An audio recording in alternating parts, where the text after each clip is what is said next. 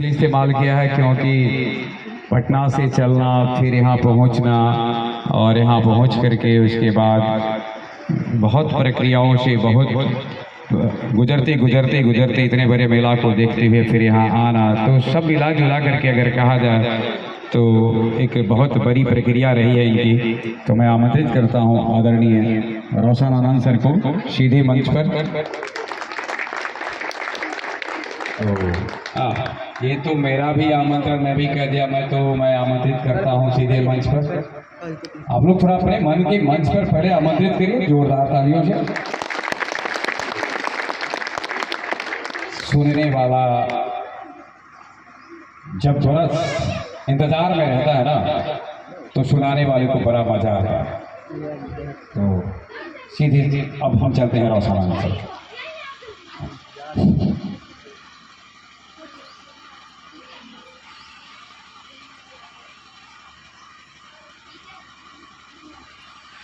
यहाँ उपस्थित जितने भी हमारे भाई हैं, बहन हैं, हमारे गार्जियन समान हमारी माताएं हैं,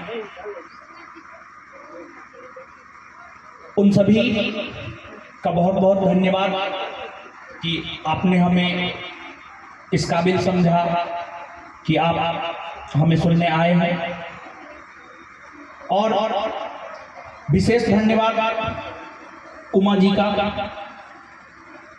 जो शिक्षा के क्षेत्र में, जनसेवा के क्षेत्र में, सामाजिक कल्याण के क्षेत्र में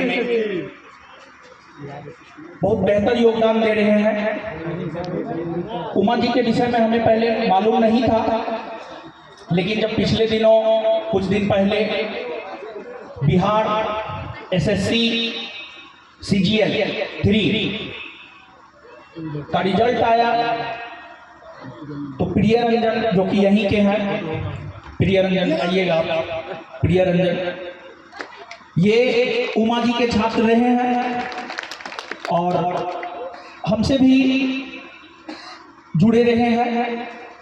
तो इन्होंने ही हमें उमा जी के विषय में बतलाया और इस कार्यक्रम के विषय में बतलाया। और इन्होंने हमें एक बात बतलाया था कि सर GS में जितना हम लोग पढ़ते हैं सब कुछ वहाँ प्रोजेक्ट के तौर पर आपको दिखा दिया जाता है, तो एक बार आप जरूर आइएगा। हम इन्हें आश्वासन दिए थे कि हम निश्चित तौर पर आएंगे। और सबसे बड़ी खुशी हमें तब हुई जब हमें यह पता चला कि यह आयोजन स्वामी विवेकानंद के जयंती के अवसर पर होता है। मैं भी यहाँ आने को काफी उत्सुक था, उमा जी के विषय में जानकर, यहाँ के बच्चों के विषय में जानकर। मैं तो बहुत खुश हूँ, बहुत प्रसन्न हूँ, विशेष तौर पर उमा जी के कार्यों से। और जो स्वामी विवेकानंद जी हैं, आप सब लोग कुछ ना कुछ उनके विषय में जरूर जानते होंगे, लेकिन 2-4-5 बात हम भी बताना चाहेंगे। स्वामी विवेकानंद जी का एक विश्वास था कि हमारा देश भारत आज न कल जरूर हमारे देश भारत में शिक्षा का प्रसार होगा, हमारे देश भारत से गरीबी मिट जाएंगी। ये सब विश्वास था स्वामी विवेकानंद जी को। और शिक्षा के प्रसार के कार्य को उमा जी आगे बढ़ा रहे हैं और इसी अवसर पर यह कार्यक्रम हुआ है। बहुत बेहतर कार्यक्रम है ये। और उमा जी जिस प्रकार का काम कर रहे हैं, हम तो चाहते हैं इनके साथ मिलकर काम करें। समाज कल्याण को लेकर, जनसेवा को लेकर काम कर रहे हैं। यहाँ के प्रोजेक्ट से हम बहुत प्रसन्न हुए, बहुत जबरदस्त प्रोजेक्ट है यहाँ का। और एक बच्चा हमको स्पेस सब के विषय में बता रहा था, उनसे तो हम काफ़ी अधिक प्रभावित हुए। और एक लड़की थी माही, यहाँ पर पूरा हमको केमिकल रिएक्शन सब समझा रही थी। काफ़ी अच्छा लगा ये सब जानकर हमें, और सब आप ही के सानिध्य में हो रहा है, बहुत बड़ी बात है ये। और बिना किसी लोभ के हमने जाना है प्रिय रंजन जी, जैसा कि हमें आपके विषय में बतलाया है, बिना किसी लोभ के, बिना किसी आशा के जो है आप लोगों के लिए कल्याण का काम कर रहे हैं। ये अपने आप में बहुत बड़ी बात है। तो यह कार्यक्रम विवेकानंद जी के जयंती पर है, तो उनके विषय में 2-4-5 बात हम आपको बतलाना चाहते हैं। देखिए, विवेकानंद जी का मानना था और वे कहा करते थे कि अगर इस संसार में कोई भी काम है, उस काम को कोई भी एक व्यक्ति कर रहा है,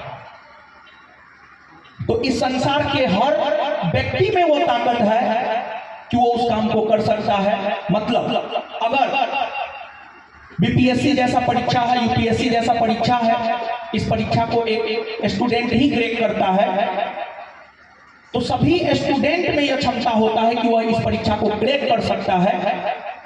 लेकिन लोग अपनी शक्ति को, अपनी क्षमता को पहचान ही नहीं पाते हैं। तो हमारा ये नहीं कहना है, बल्कि विवेकानंद जी का ये कहना है कि अगर आप छात्र हैं, यहाँ पर अधिकतर हमें छात्र ही नजर आ रहे हैं, यहाँ पर जितने भी छात्र आप हमको सुन रहे हैं, आपने अपने जीवन में जो भी लक्ष्य बनाया है, विवेकानंद जी के अनुसार आप में उसे भेजने की क्षमता है। बस सिर्फ और सिर्फ आपको अपनी क्षमता को पहचानना है और उसके अकॉर्डिंग काम करना है। और अगर आप ऐसा करते हैं तो आप निश्चित तौर पर अपने जीवन में सफल होते हैं। और सफलता के लिए सबसे ज्यादा जरूरी होता है, हमारे ख्याल से मेहनत तो है ही, लेकिन सबसे ज्यादा जरूरी होता है आत्मविश्वास, अपने में एक सकारात्मक चीज का होना। अगर आप स्वामी विवेकानंद जी को जानेंगे तो उन्होंने कहा था कि तुम वीर हो, तुम वीर बनो, तुम वीर बनो, तुम साहसी बनो, तुम हिम्मत करो और तुम भारतीय हो। इस बात को गर्व से कहो कि तुम भारतीय हो। क्योंकि देखिए, स्वामी विवेकानंद जी जिस समय के थे, उस समय हमारा देश गुलाम था और उस गुलामी के दौर में कोई छाती ठोक के नहीं कहता था कि हम भारतीय हैं। लेकिन स्वामी विवेकानंद जी सभी लोगों को